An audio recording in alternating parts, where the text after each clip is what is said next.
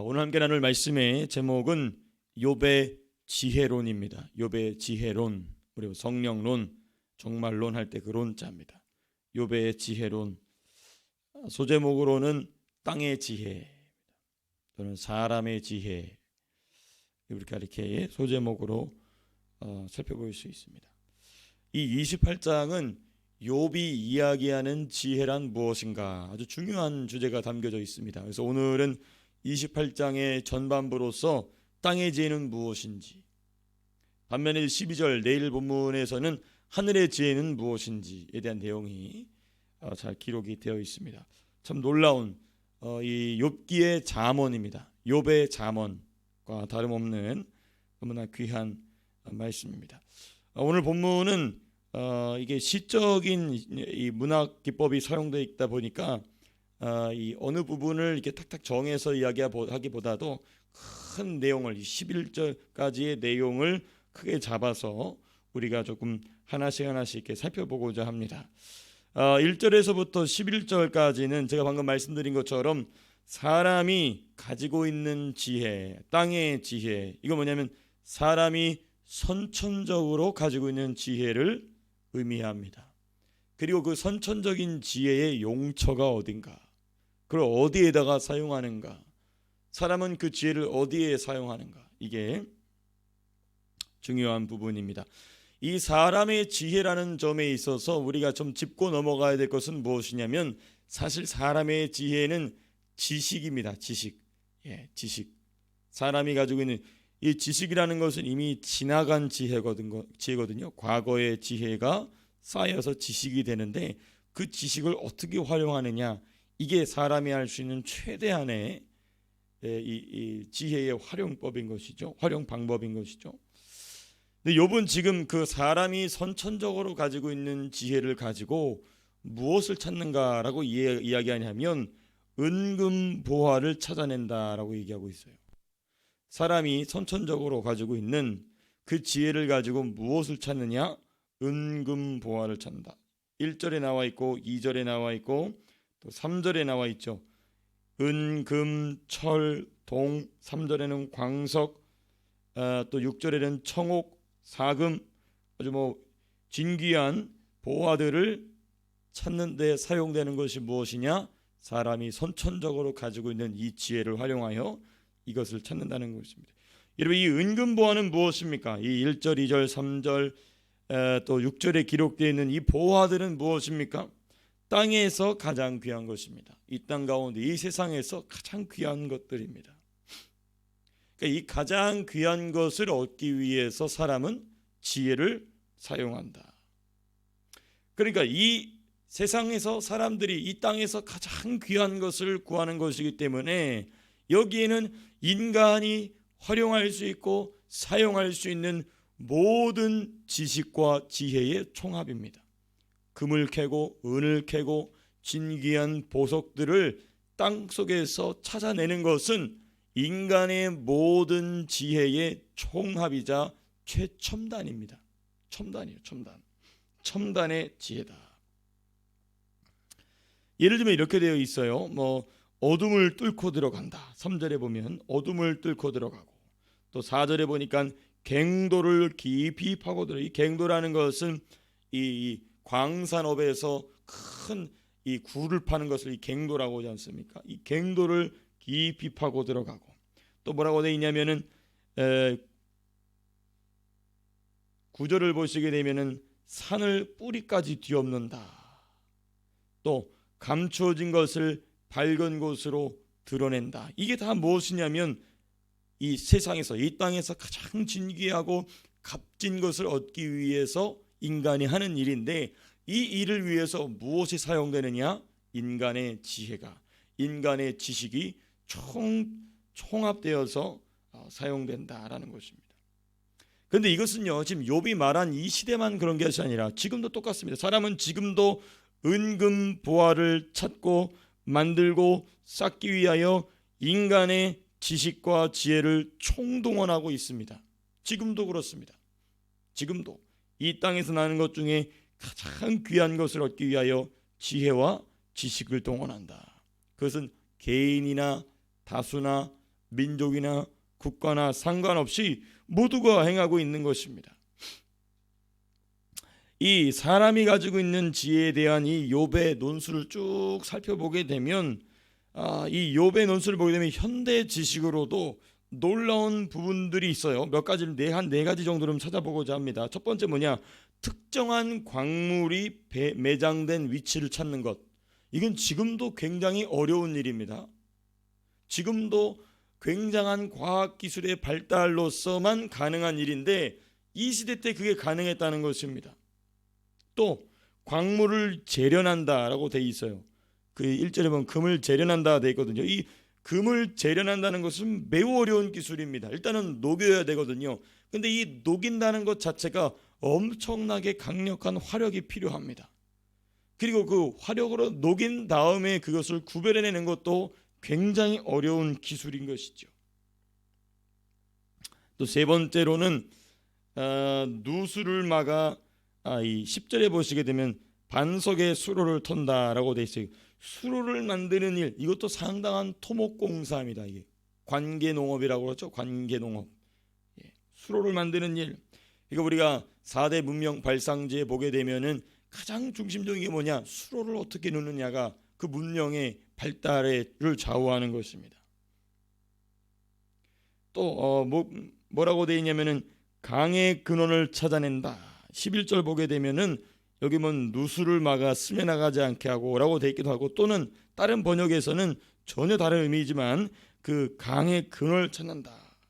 또는 이 누수를 막아 스며나가지 않게 한다는 것은 댐을 세울 줄 안다는 겁니다. 댐을 세워서 그 물을 관리할 줄 안다는 것입니다. 여러분, 이 물을 관리한다는 것은 뭘 의미하냐면요, 하늘의 날씨를, 계절을, 강수량을 분석할 줄 안다는 것입니다. 계절의 순환에 대한 이해에서 시작된다. 그러니까 이토록 이 욥이 논술하고 있는 이 인간의 지혜는요, 상당히 놀라운 부분이 있습니다. 많이 있습니다. 자, 그런데 이 인간이 태생적으로 가진 지혜의 놀라움이 있지만 동시에 우리는 무엇을 생각해야 되냐면은 이 욥이 쭉 이것을 논술하면서 암시하고 있는 중요한 주제가 있습니다.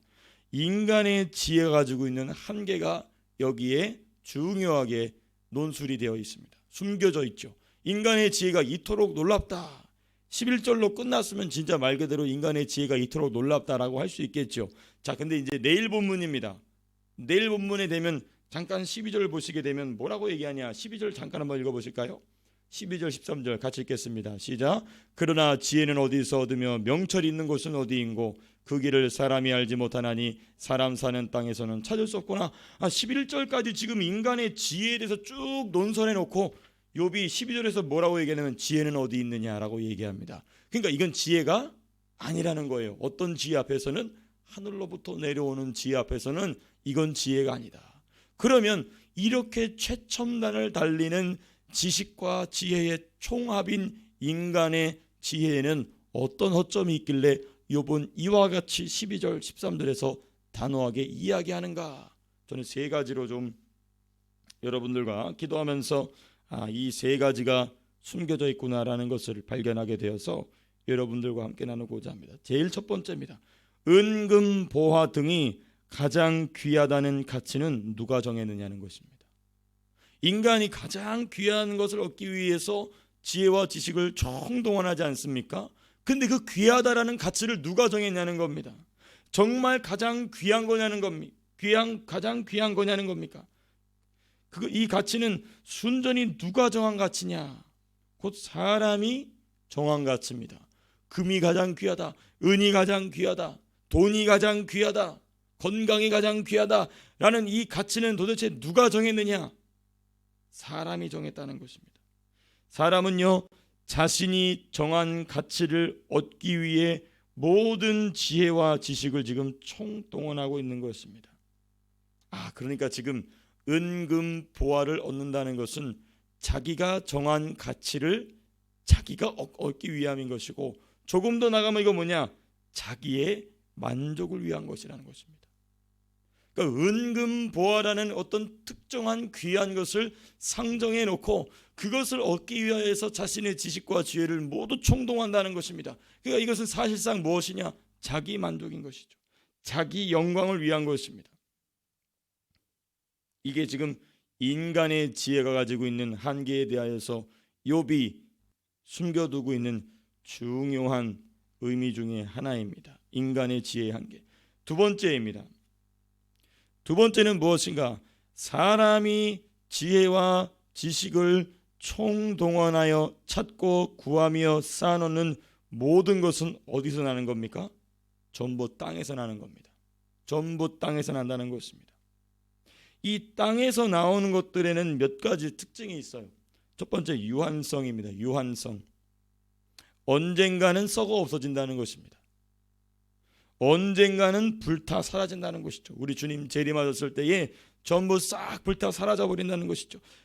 더 중요한 점은 이 유한성이라는 점은 또 중요한 점이 있습니다. 나아가서 이것은 뭐냐? 모두가 가질 수 없다는 것입니다. 모두가 가질 수 없다. 그래서 무엇을 불러일으키느냐? 욕심을 불러일으킵니다. 개인에게서는 욕심을 불러일으키게 되고, 개인에게서 불러일으키게 된 욕심이 무엇을 일으키게 되느냐? 분쟁을 일으키게 되죠. 다툼을 일으키게 됩니다. 그러니까 지금 인간의 그 최첨단을 달리는 지혜가 무엇을 향하여 달려가는 겁니까? 투쟁을 위하여, 서로가 죽고 죽이는 싸움을 향하여 달려가게 된다는 것이죠. 이게 바로 땅에서 나오는 것들의 중요한 특징입니다. 땅에서 나오는 것들의 중요한 특징, 유한성을 갖는다. 그래서 역사 속에서 욕심과 투쟁을, 욕심과 분쟁을 뛰어넘은 이들은 누구냐? 새로운 것을 찾아 나선 자유인들이었습니다. 이 자유인들은 누구냐? 예수 믿는 성도들이었습니다. 그러니까 투쟁할 필요가 없다는 거예요. 나에게 없는 거 너한테 구하면 되고, 너에게 없는 거 나에게서부터 구하라. 이게 자유인들, 예수 그리스도의 복음으로 말미암아 자유인들이 개척해낸 이런 것들을 일반 계시로 짐작하면서 나갔던 사람이 누구냐면 그 유명한 임마누엘 칸트의 영국 평화론입니다. 그 사람은 복음을 굉장히 거절한 사람이었지만 그 영국 평화론의 핵심이 뭡니까? 서로가 없는 것을 통상함으로써, 무역함으로써 인류는 서로가 서로에게 의존하게 되고, 그럼으로써 인류 사이에 있는 분쟁은 사라지게 된다. 근데 이거를 복음으로 깨달았던 사람들이 누구냐? 예수 믿는 사람들이에요. 종교개혁의 후예들인 네덜란드 사람들이 이것을 최초로 시작합니다. 그래서 네덜란드 사람들이 전 세계로 퍼져서 상업을 이루게 된 이유가 뭐냐? 그 복음 때문에 그런 것입니다. 물론 타락한 부분이 항상 껴있지만은 기본적으로 서로가 서로에 있는 욕심이나 이런 것들을 최대한 표출하지 않게 하고 그것을 만족하게 하는 방식을 찾은 건 오직 예수 믿은 사람들 뿐이었다. 그런데 인간 본연의 지혜로 어찌되었든 이 유한성을 가지고 있는 인간이 이 땅에서 나는 보물들을 찾아가 나가다가 보게 되면은 본인의 욕심을 통하여 서로 죽고 죽이는 다툼이 발생하게 된다. 이게 이제 땅에서 나오는 것들의 첫 번째 특징입니다. 두 번째, 땅에서 나오는 것들의 두 번째 특징이 뭐냐? 가변성입니다. 가변성. 얼마든지 변할 수 있다는 겁니다. 우리는 가변성의 반대말은 불변성입니다. 변하지 않는 것이죠. 근데 이 가변성은 언제든지 변질이 가능하다는 것입니다. 그 형태가 언제든지라도 변할 수 있다는 점. 더 중요한 게 뭐냐? 그 가치가 시대와 문화 등 상황에 따라 변한다는 것입니다. 너무너무 중요합니다. 그런데 사람은 그 언제든지라도 그 가치가 변할 수 있는 그것에 자신의 지식과 지혜를 총동원한다는 것이죠. 절대적 기준, 그러니까 이 가변성은 무엇에 대한 얘기냐면 절대적 기준에 대한, 불변성에 대한 불신을 일으킵니다. 절대적인 기준은 없다. 영원한 것은 없다. 더 쉽게 말하면 진리는 없다. 기준은 없다는 것이죠. 모든 것이 상대적이다라는 것입니다. 아주 중요합니다. 이 상대적이다. 이게 가장 꼽히고 있는 시대가 어디냐면 어느 시대냐면 바로 우리가 지금 살고 있는 시대입니다. 절대적인 도덕적 기준은 없다. 가치에 대한 절대적인 기준은 없다. 모두 상대적이다. 그러니까 모두가 신이 되는 것이죠. 이걸 우리가 뭐라면 현대의 상대주의라고 하죠. 현대의 상대주의, 또는 조금 이 유럽인들이 자신들이 자신 있게 얘기하는 소위 포스트 모더니즘이라고 하는 후기 현대주의라고 하는 것입니다. 이게 바로 후기 현대주의, 포스트 모더니즘. 모든 것에는 각자의 기준을 가지고 있다. 모두가 진리다. 그게 뭐냐면 진리는 없다는 얘기죠. 이게 지금 무엇의 결과냐면 사람이 가지고 있는 모든 지식과 지혜를 가지고 쏟아 부어서 만들어낸 것이 지금 진리는 없다, 모두가 진리다라는 어리석은 주장에 이르게 된다는 것입니다. 무엇을 찾음으로? 땅에서 나는 것을 찾음으로. 땅에서 나는 것을 찾음으로. 자, 이 우리가 이제 욥이 말하고 있는 이 땅의 지혜에 관한 세 번째 부분입니다. 세 번째 부분은 무엇이냐면 땅이 아닌 하늘에 대하여서는 어떠한 자세를 취하고 있는가. 사람의 지혜는, 땅의 지혜는 땅의 것이 아닌 하늘의 것에 대하여서는 어떤 자세를 취하고 있는가. 아주 중요합니다. 사람의 지혜는 땅의 것 외에는 전혀 감지할 수 없다는 것입니다. 그래서 욥이 12절에 지혜는 어디 있고 명철이 어디 있느냐, 사람은 그 길을 알지 못한다라고 단호하게 이야기하는 이유가 바로 여기에 있는 것이죠. 하늘의 것을, 조금 더 우리의 이 신앙적인 표현을 하면 영적인 것은 전혀 알 수 없다는 것입니다. 추측을 통하여 짐작하는 경우도 있습니다. 그러나 땅의 보화를 기가 막히게 찾아내듯이, 눈에 보이지 않는 보물을, 땅 속에 숨겨져 있는 보물을 찾아내듯이 그렇게 찾을 수 있을 것만 같은데 찾지 못한다는 것이죠. 무엇을? 하늘의 것을, 영적인 것을 절대로 찾을 수 없다, 불가능하다는 것입니다. 여기서 중요한 점이 있습니다. 이게 결론인데, 욥이 말하고 있는 지혜론 첫 번째 부분의 결론과 다름없는 부분입니다. 이는 사람의 지혜가 분명 하나님이 주신 것임에도 불구하고 변질되고 타락했다라는 가장 확실한 증거입니다. 왜냐하면 그 지혜로 사람은 누구를 발견하는 게 가장 중요하냐면 하나님을 발견하는 것이 가장 중요합니다. 그래서 잠언을 비롯한 성경 곳곳에서 여호와를 경외하는 것이 모든 지식의 근본이고 지혜의 출발이다라고 이야기하는데, 욥은 이 땅의 지혜가 결정적으로 이 변질되고 타락했다는 것에 대한 증거로서 무엇을 얘기하느냐? 하나님을 찾을 줄 모른다, 하늘의 것을 찾을 줄 모른다, 영적인 것을 감지할 줄 모른다는 것입니다. 이게 지금 제가 이렇게 기도하면서 오늘 본문을 통하여서 욥이 이 세 가지를 이야기하기 위해서 11절에서도 11절을 쭉 펼쳐놨구나라는 것을 발견하게 돼서 여러분과 함께 나눠봤습니다. 이게 바로 뭐냐? 땅의 지혜, 사람의 지혜입니다. 말씀을 맺도록 하겠습니다. 우리는요, 이 땅의 지혜를 빨리 깨트려야 됩니다. 우리도 땅을 딛고 살아가는 사람이고, 우리도 땅에서 나온 흙으로 빚어진 사람들입니다. 그렇기 때문에 태생적으로, 본연적으로 자기 지식, 자기 지혜를 의지하게 되어 있어요.